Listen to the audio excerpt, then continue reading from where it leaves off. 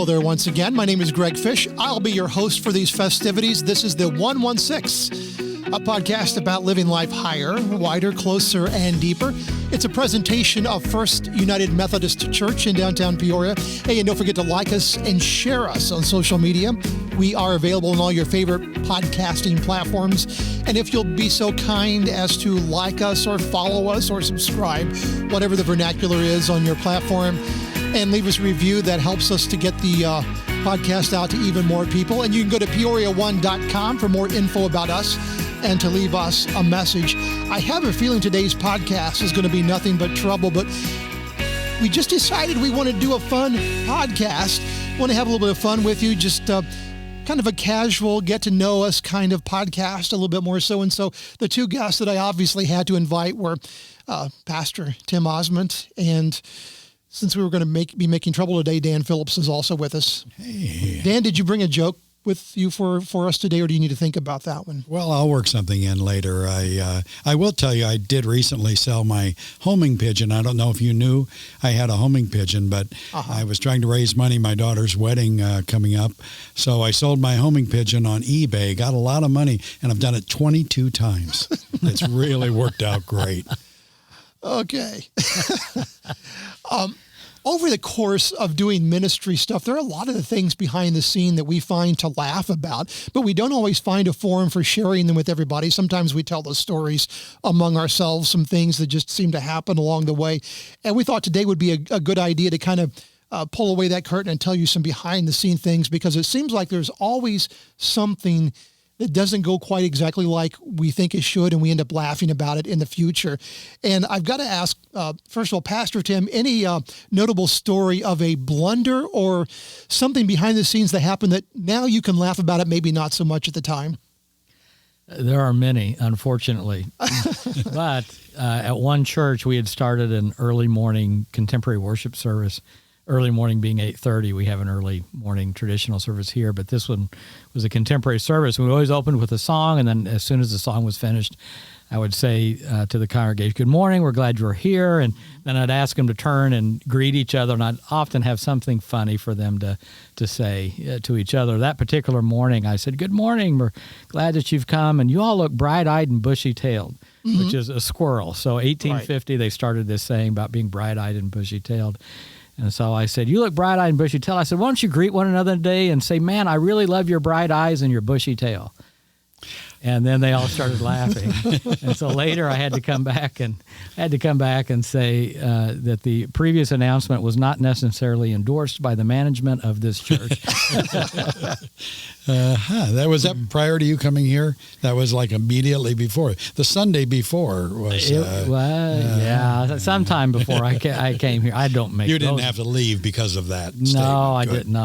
No, but there was I shouldn't tell you, but I will. So you just keep it amongst ourselves. This is our secret. It's our secret. So there was a gal in the church that on occasion would stand up and walk out during my sermon. Okay. And I wasn't exactly sure always why she walked out. Sometimes she had somewhere to go, but sometimes she didn't like the loudness of my voice was one of her complaints.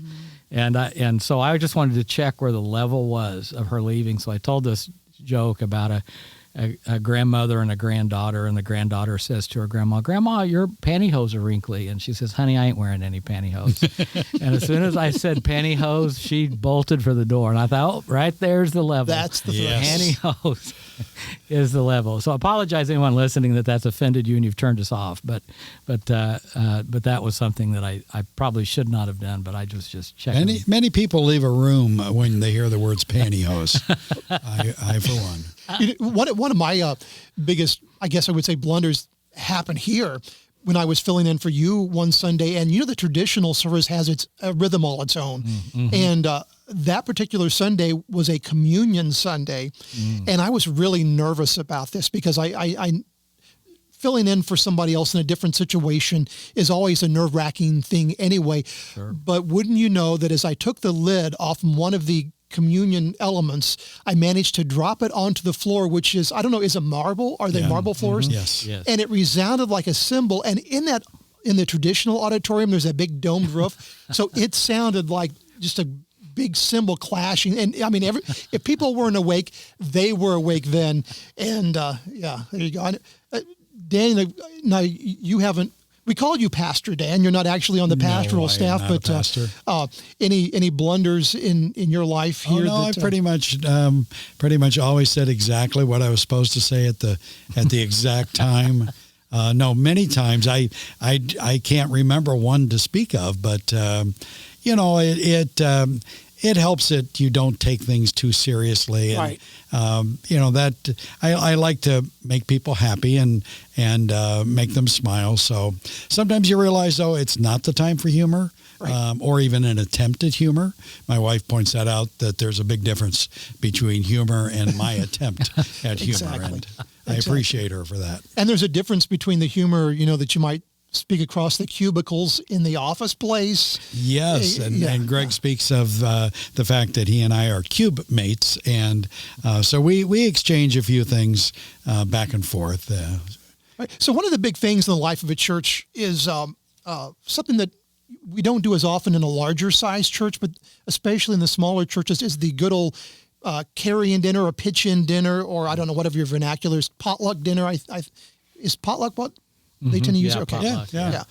So at one of my stops when I was a pastor, I made the mistake of telling the church how much I reviled green bean casserole. Oh. My least favorite food that next pitch-in, I knew it was time for me to go when there was 3 times as many green bean casseroles as ever before. But I found out that if I ever let people in the church know that I don't like it, some people actually get offended and they say, "Oh, you must try mine," as if, they have the magic. What is your least favorite potluck food that tends to show up at potluck dinners? Least favorite. Do you have any?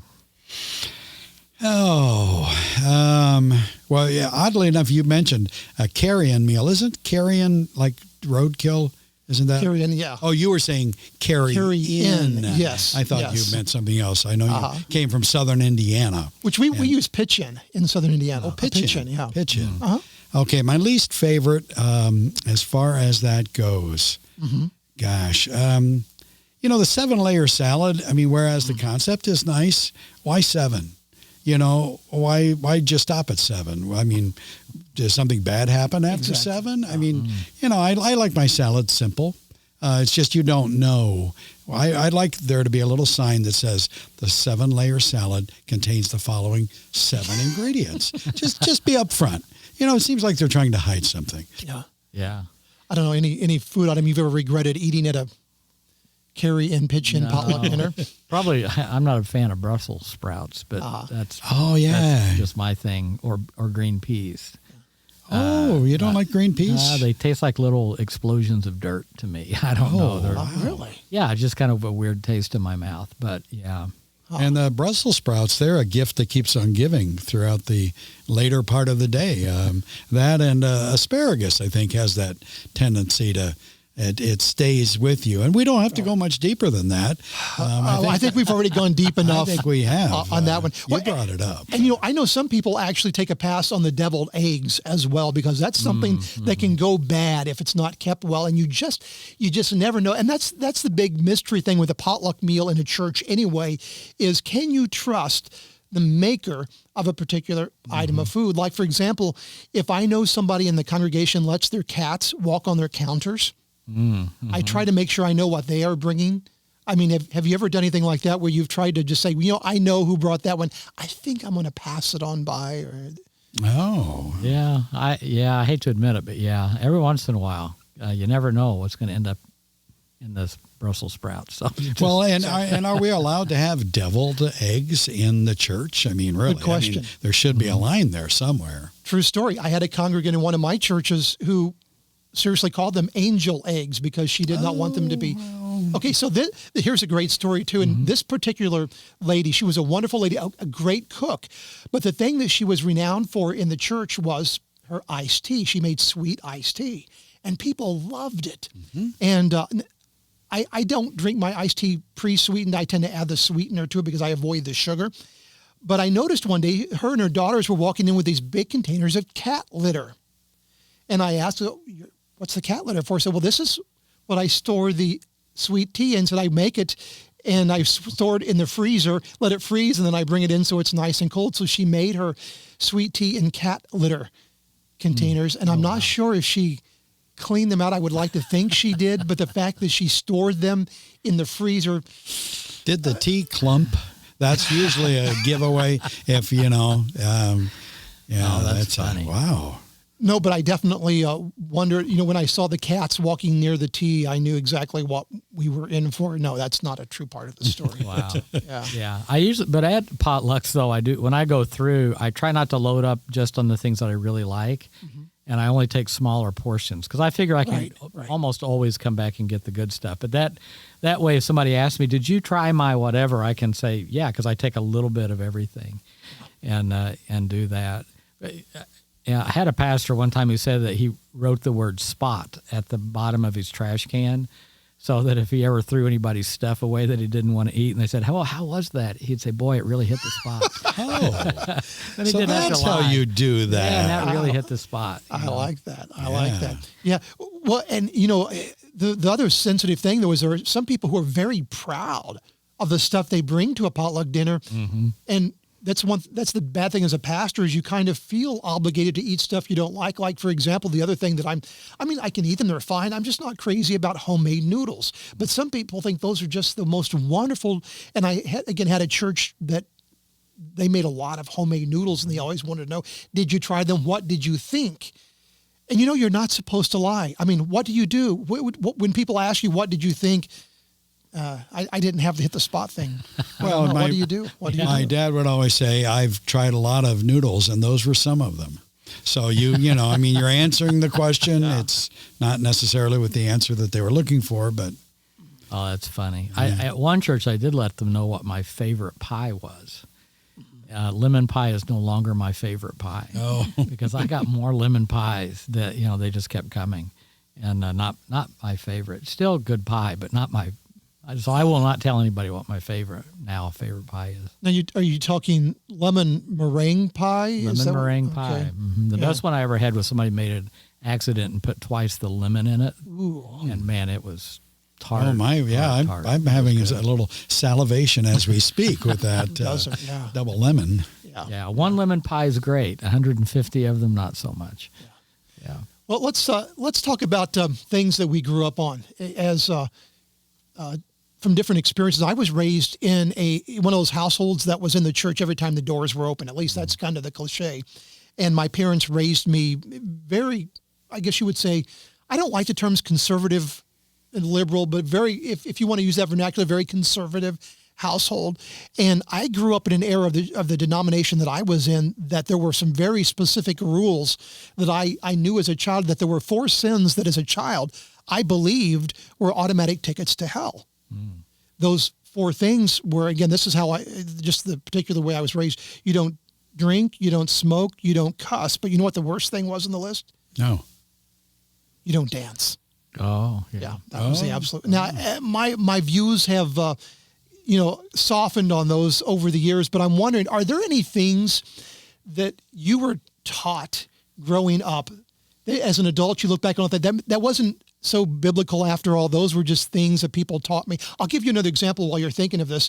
I had a lady in one of the classes, one of the Wednesday night classes we kids went to, who told us you should never place anything on top of your Bible, because that was a sin to place something on top of the Bible. I found out later that is nowhere to be found in the Bible. It's just her thoughts. What things were you raised with that you found out later maybe weren't quite what you were taught? Sure.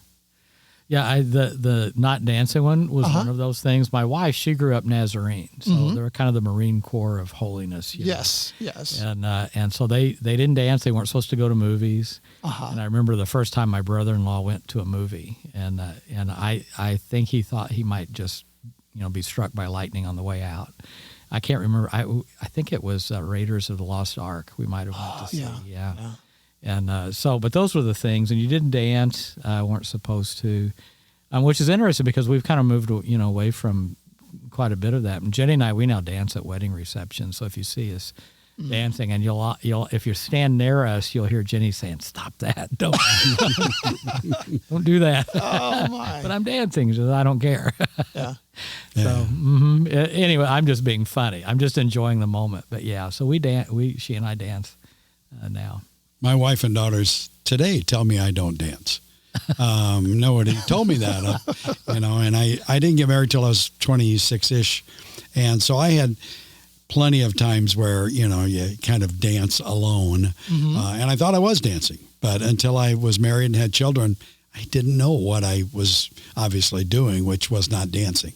I guess it was kind of a movement of miscellaneous body parts at what I thought were the right moments. But I did not grow up in a deeply religious family. My father is a musician by trade. We lived in Washington, D.C., so his Saturday nights oftentimes, every Saturday night was playing a job, and so he was out until whenever. And my mother would take my brother and I the next morning to a Methodist church, and she would drop us off. And my brother was about a year and a half older than I, and the church was right across from a shopping center and right outside of D.C. And in that shopping center was a great store called Drug Fair, which was kind of like a Walgreens, only it had a wonderful magazine comic book section, and it had a small diner counter that had chili dogs. So we would take our collection coins, and oftentimes they went towards comic books or chili dogs, which we found out later my mom could tell that we had chili dogs and knew they weren't serving them in the Methodist church. Right. So unfortunately, I came to know the Lord much later in my life. I'm thankful that I did when I did, but growing up, I wasn't a bad kid. I mean, I knew things, and when they'd ship us out to Illinois to my grandparents for a month or two, which I never understood. They would always ship my brother and I away for a month. And I just thought that was cool. I got my vacation, they get theirs. But anyway, my grandmother, she was a little bit better about going to church with us. And so, but I did not learn. We didn't cuss anyway, so that wasn't a big thing. And those other things, my parents both being in, my mom worked in an office in D.C. and my dad as a musician. They both smoked Camel Straights till they were probably 60 years old. So in every room in our house was an ashtray. I think that was one of my jobs. And I think I remember under a bridge trying some kind of a menthol cigarette and then getting sick. And that pretty much took care of that. So, by default, I didn't do those things. It's kind of interesting, the little things that we learn and we kind of grow on in our thinking and things that we associate with being essential in life. And then we look back and realize, well, I trusted the person who taught me this, but maybe it's not so much. I think another more general one that I learned over the years is you cannot catch your death of cold, whatever a death of cold is, by going outside without a coat on. That's not how it works. And I remember using that as an illustration one Sunday when I was back again in my pastoral days that, it's one of those old wives' tales that your mama might have told you, don't go outside, you'll catch your death of cold. It comes from coming in contact. You can go outside with no coat and wet hair and not get a cold from doing that. And I don't think it was the same Sunday, but within a few weeks, one of the ladies, I overheard her telling one of her grandkids, don't you go outside without that coat buttoned up. You'll catch your death of cold. And I realized, and I don't think they're listening. I'm not sure. What things did you learn when you were younger, though, along that line? Anything that you grew out of as you got older? Yeah, we were always taught as kids, if you're eating watermelons, if you swallow the seeds, you're going to get a watermelon growing out of your ear or something. Yeah. Those were some of the things we were told. My mom told me one time she had eyes in the back of her head, and I was probably 4 years old, and I'm looking. I mean, I'm just kind of at the back of her looking for it. I said, you don't have eyes back here. She says, yes, I do. And she says, stand behind me and hold up, so how many fingers you want to. And I held up 4 fingers. And she said, you're holding up 4 fingers. And I knew she had eyes in the back of her head then, but she was looking at the TV that was off, and so she could see the reflection in the TV. She told me later, so about 3 months ago, and so now I know she had eyes in the back of her head. Oh, Mama. My mom just told me don't eat food that's blue, even if I serve it to you. So I've kind of stayed away from blue food. Blue food. Yeah, I mean, how many blue foods do you eat? Good point. I guess maybe a grape, but that's more of a, I don't know if I got any words of wisdom like that growing up. My dad would say things like wet birds don't fly at night. And he would do those things just to mess with me. And, I was always peeking at presents. I thought I was pretty good at the way I could surgically get into a package, examine it, repackage it. They would never know. Yeah, right. So they started to lay little traps for me, and so I then would ask, "What am I getting for whatever the event was, Christmas, birthday?" And my mom would say, "You're getting a silver Neenixley or a gold Wait-A-Whiley. I'm not sure." And so that was it. Yeah. Nice. One of the things that, first of all, Pastor, have you ever actually lived in a church-owned house, what we call a parsonage, or have yours always been your own? No, we lived in parsonages. The first 2 or 3 churches we were at they had parsonages. So every church except for my last one had a parsonage, and I want to think about scariest parsonage stories, because any pastor who's lived in a church parsonage has had some pretty scary experiences. And maybe, Dan, any house experiences that relate, you can tell your story. But my very first church was located in a flood zone, and it was so bad the government had actually moved all of the residents out of the area at millions of dollars of expense. But the churches didn't get moved out because they were churches. So the church was still there, and the parsonage and a few people who were kind of hanger-oners still lived in the area. I think maybe a few people who were running from the law maybe were living there. But I discovered very quickly that one of the problems with living in an area like that is the abundance of snakes. Every time I would mow the grass, I would see multiple snakes slithering through the yard, and there would be snake holes. I found out there is a way to keep the snakes down if you pour a certain chemical down their hole, which I won't go into now. I don't want to give anybody wrong ideas. And I'm also getting nodded off on even saying this, but I was telling somebody that I was doing this, and they said, "Oh, don't kill the snakes. They will keep the mice down." And my response was, "I can take care of the mice. I can put mouse traps out. I do not want the snakes slithering around." I did find a snake skin on my front porch one time, very close to the door. Never actually had one in the house, though, thankfully. But I had that you know of. That I yes. know of. Exactly. That you know of. Exactly. Wow. Any parsonage horror stories that you don't mind telling? Yeah, it's not the snakes you see that's the problem. There you go. It's the ones you don't see. Exactly. Yeah, we lived in... I'll name the town. We lived in Cahokia, Illinois, which is actually below the levees on the Mississippi River. And we moved in the year 93. It was the summer right after the flood that they had back then, where the levee, somebody had messed with the levee and it broke. And quite a few people moved out of that particular area as well.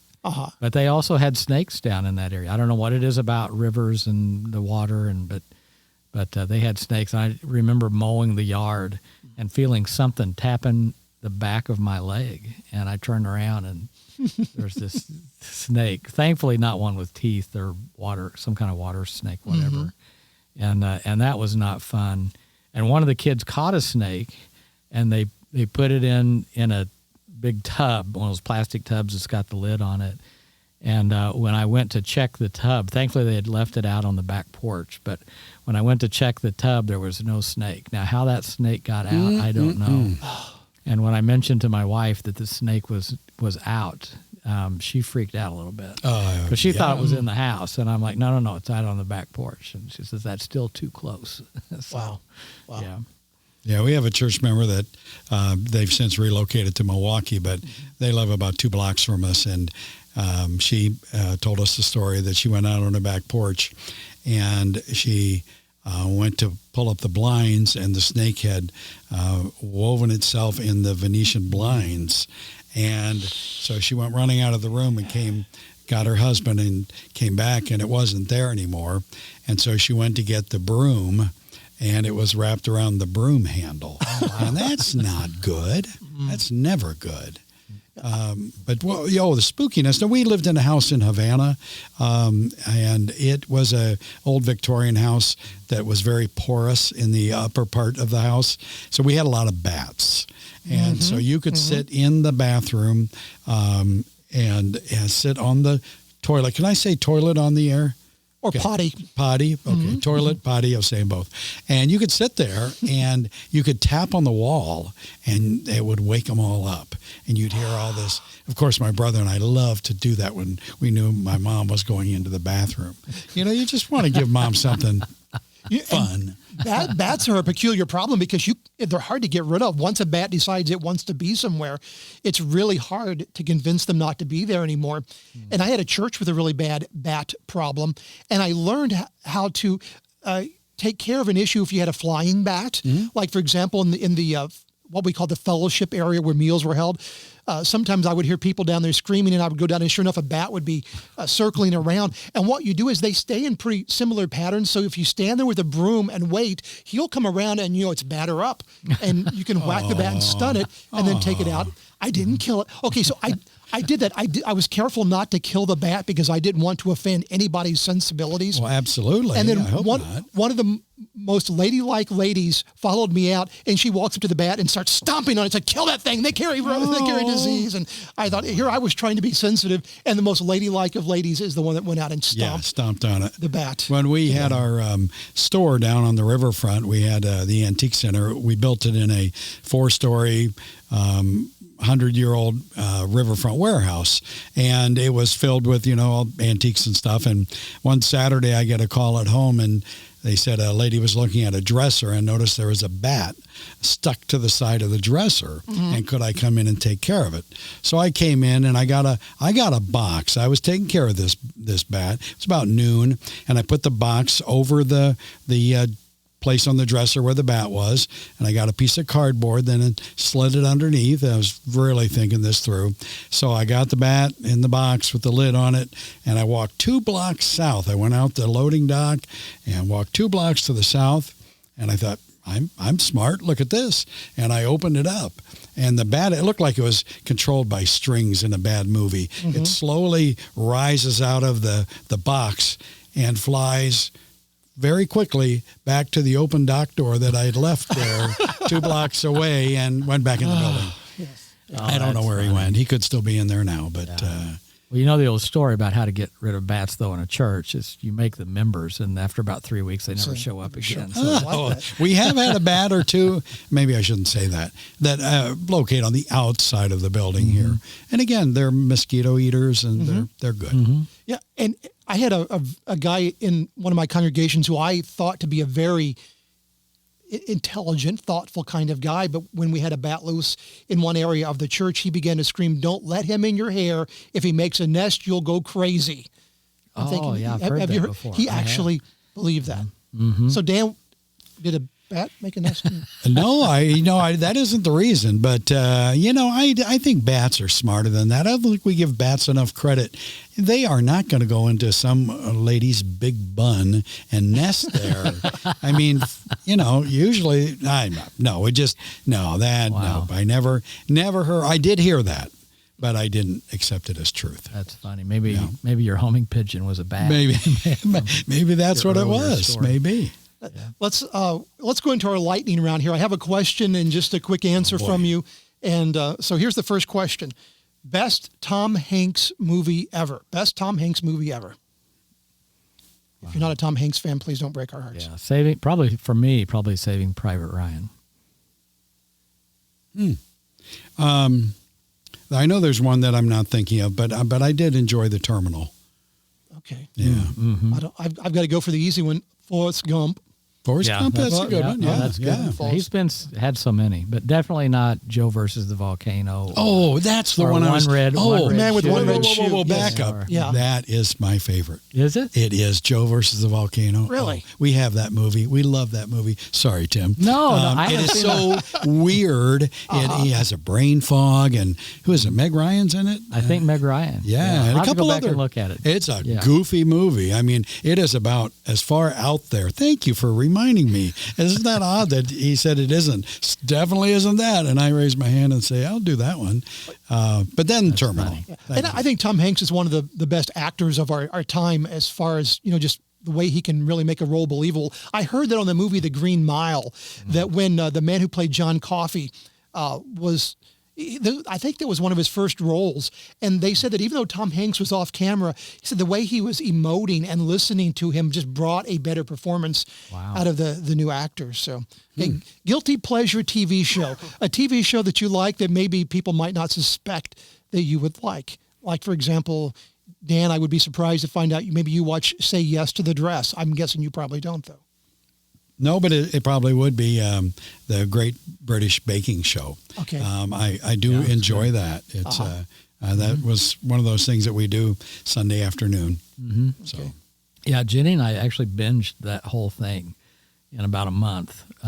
Every night we were watching one of those. Yeah, very good. They're fun. So I'm NCIS fan, Gibbs, and sorry that if you haven't seen the last ones, I'm sorry for the spoiler, but the last few, but looks like he's retiring from the show, but that would be his rules are pretty good. But lately I've gotten into HGTV shows, but probably Forged in Fire is one that is so unlike me because I will never in my life make a blade, but I love that show.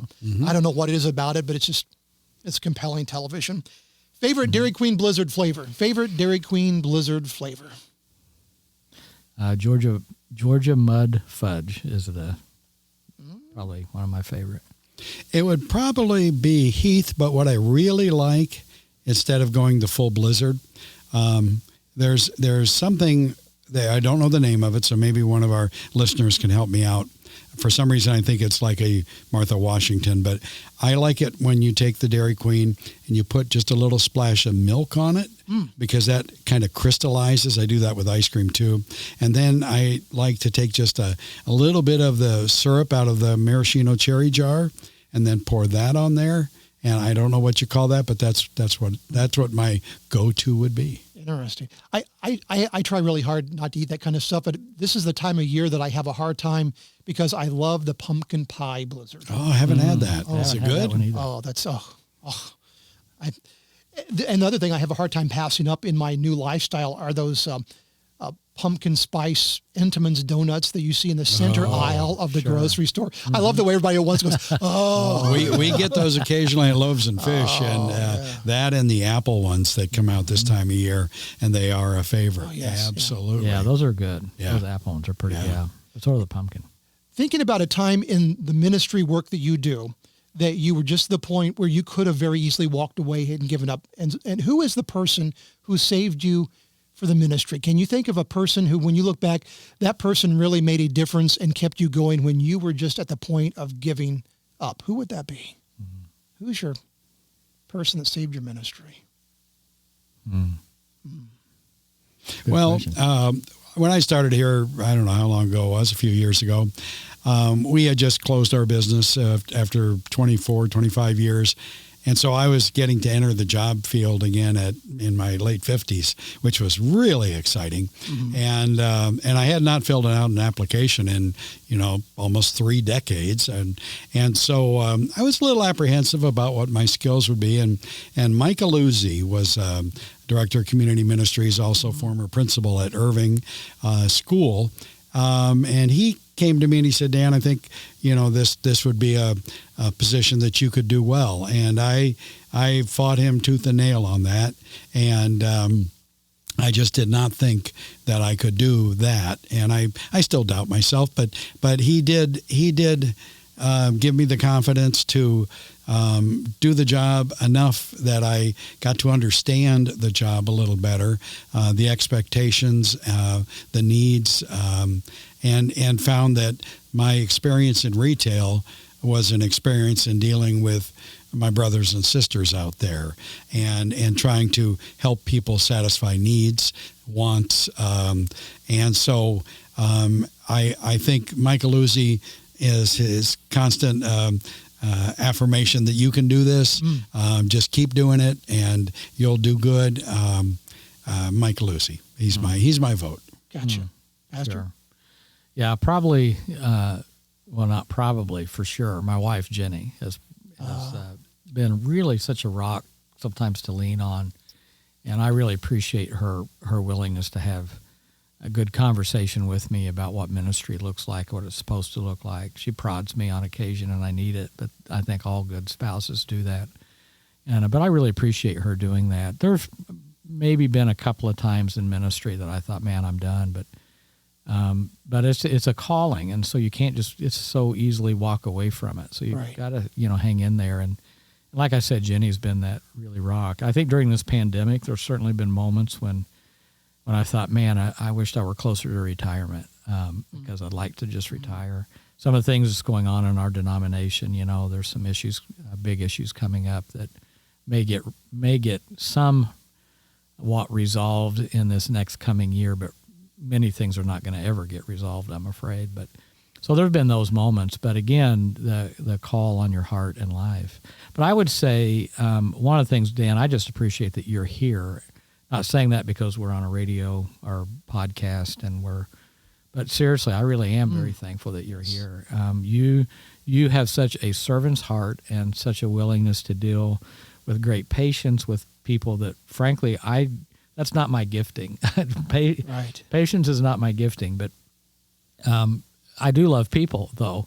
But Dan's just able to step back from what might be potentially an argument with someone who's very demanding, and Dan just steps back from that and just says, well, let me see if I can help you, though. Let's talk about that. And he just has such a gift for that. And so I'm very thankful that you're here, Dan. I think our church is a better church and our ministries are better ministries because you're a part of what you do here. Thank you, Tim. Here's the 20 right Thanks. Here.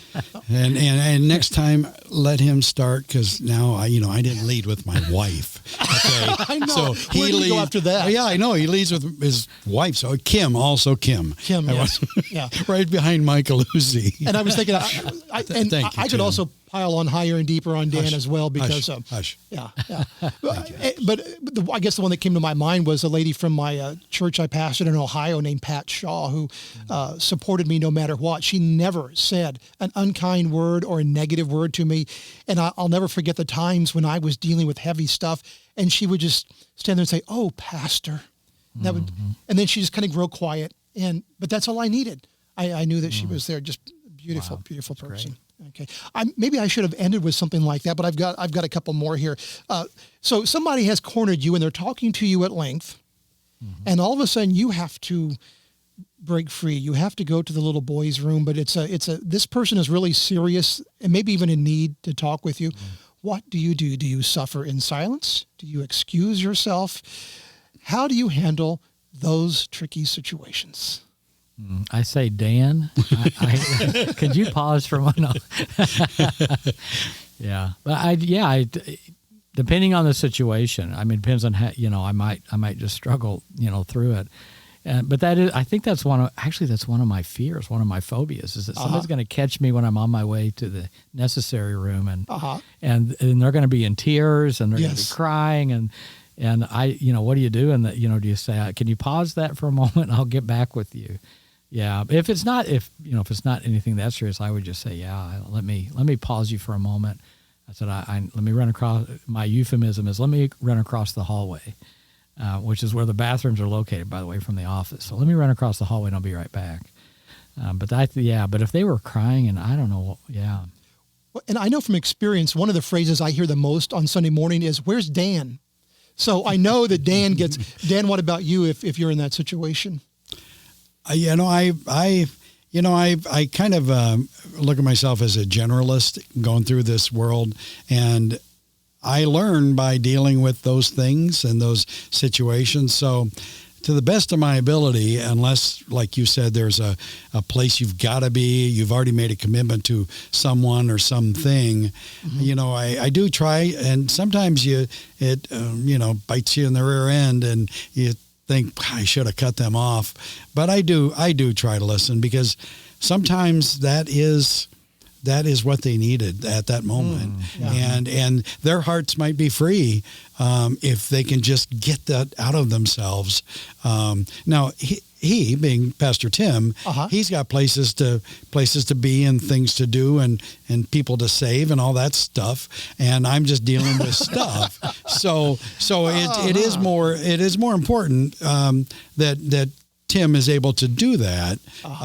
So, and I'm not saying, I what was the question?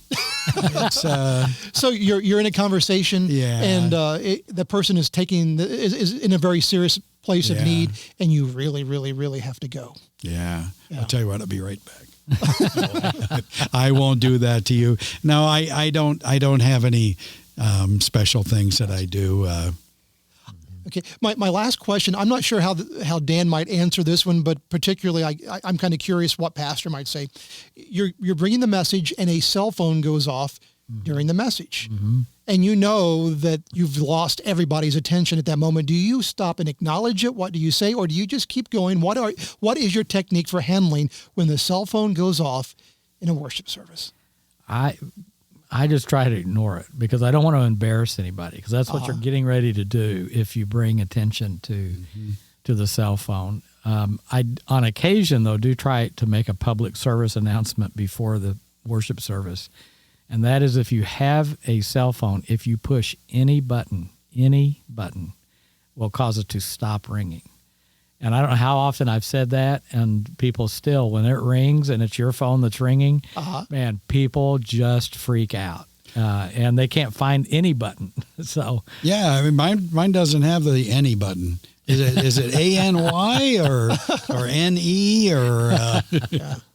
We did have a situation where a person had a situation with their hearing aid, and it was emitting a noise that, we had a lot of dogs at the door that day, but it was a very kind of a high-pitched noise that person did not register in their head.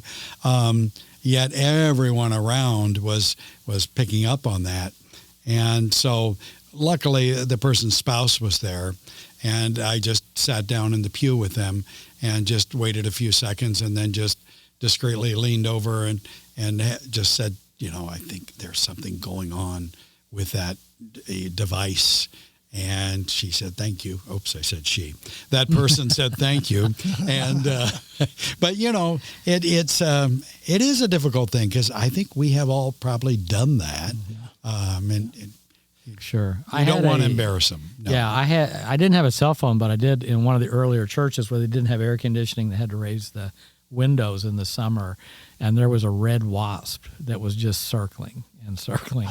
And more and more people began to pay attention to it. And somebody had told me years ago, if you do go ahead and acknowledge that it's there, it will then relieve the tension. So, and so I said, yep, there is a red wasp that is circling all of your heads. And then, of course, some of the ladies went, woo, And I thought, maybe I shouldn't have drawn attention to this one, but I do that one I remember. And there was a baby in one of the first churches I had that every Sunday, as soon as I started reading the scripture, every Sunday, that baby would cry. And the parents told me, we're very sorry, and I said, you know what, maybe if you would just take a bottle and maybe when I get ready to be the cue, when I start to read scripture, just poke a bottle in, and see if that works. But I remember that baby crying, and I just tried to, rise above it with my voice and just, preach above the crying. Wasn't the same scripture every week, was it? Because maybe the baby just didn't like it. It's like I didn't speak until I was 5. And when I was 5 years old, my mom gave me a bowl of oatmeal, and I said, this is great.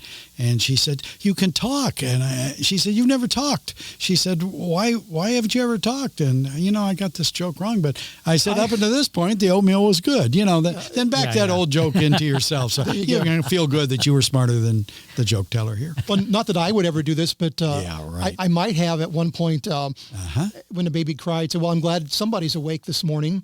And that kind of breaks the tension a little bit because, but the cell phone thing, if I can see that it's somebody who I know has a sense of humor, I've been known to dance, to, kind of break into a little dance to go along. It kind of breaks the tension a little bit sometimes. My worst problems have been, for some reason, at nursing homes. I had a guy actually slide out of his chair at a nursing home one time. And of course, everybody's attention was on him.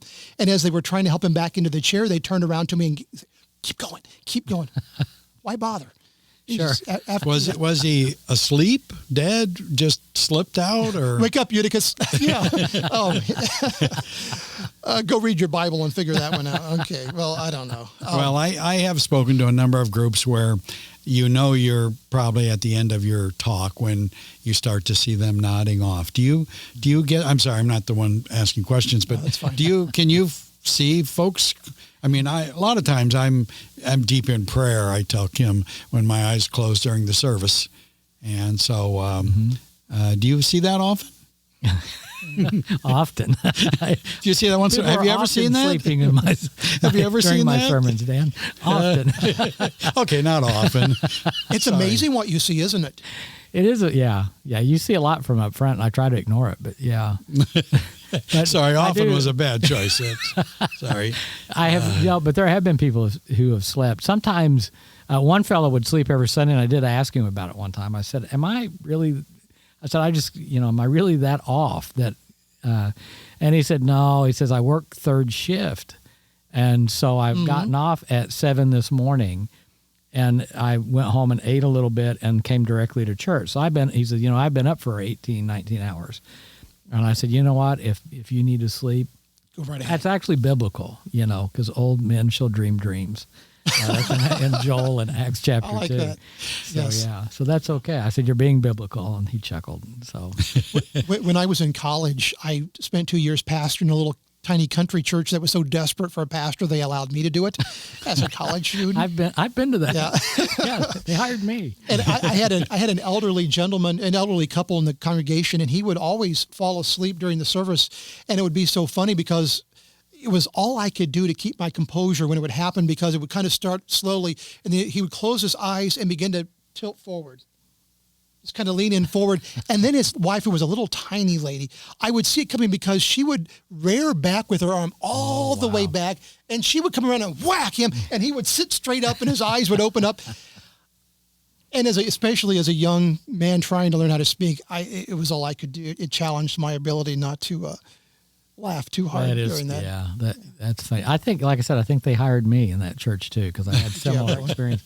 But I had a guy who would sit in the back pew, and this church did not have a sound system, right? Uh-huh. And he would sit in the very back pew, and then he would complain that he couldn't hear me. And I said, well, you could move up. Oh, no, I can't move up. That's my pew. And there were plenty, I'm telling you, in that church, there were plenty of empty pews. He could have moved up. But yeah, absolutely. Well, hey, guys, thank you so very much for joining us for this fun conversation. We'll have to definitely do this again sometime in the future. This has just been fun. We've gone a little bit long here, but I appreciate your forbearance. There's a good spiritual word, forbearance with us here. But anyway, Pastor Tim Osmond and Dan Phillips, Director of Community Ministries and Mission. How about that? All right. Thank you very much for joining us here today. And thank you all for being a part of the 116, a podcast about living life higher, wider, closer, and deeper. It's a presentation of First United Methodist Church in downtown Peoria. Please don't forget to like us and share us on social media. We're available on all podcast platforms. Please subscribe or follow, and be sure to leave a review for us. That always helps. And go to peoria1.com for more info about us. And if you want to leave a message, you'll find contact forms there as well. Thank you so very much for coming along with us this morning or this afternoon, or whenever you're listening for this edition of the 116.